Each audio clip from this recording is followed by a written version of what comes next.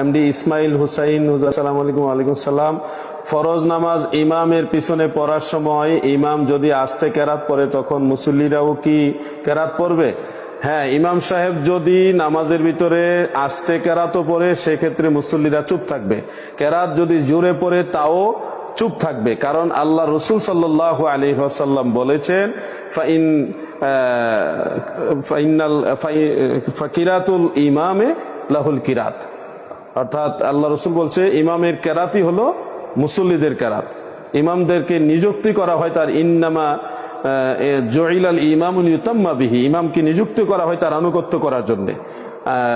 কোরআন শরীফের সূরা আরাফের 204 নম্বর আয়াতের মধ্যে আছে ওয়াইজা কুরিয়াল কুরআনু ফাসতামিউ লাহু ওয়া আনসিতু লাআল্লাকুম তুরহামুন। ইমাম যখন পড়বে তখন চুপ থাকবে এবং মনোযোগ দিয়ে শুনতে হবে। আল্লাহর আদেশ চুপ থাকা, আর আপনি পড়তে যান। হাদিস শরীফ যেটা আছে যে আল্লাহ রসুল সাল্লাল্লাহু আলাইহি সাল্লাম প্রিয় নবীজি ফয়সালা দিয়েছেন যে ইমাম, যার ইমাম রয়েছে, মান কানা লাহুল ইমামু ফাকিরাতুল ইমামে লাহুল কিরাত। এটা সহিহ হাদিস। 7টা সূত্রে হাদিসটা বর্ণিত রয়েছে। এর মধ্যে একটা সূত্র দুর্বল আর বাকি 6টা সূত্র শক্তিশালী। অতএব হানাফি মাযহাবের প্রত্যেকটা মাসালায় অনেক শক্তিশালী। ধন্যবাদ।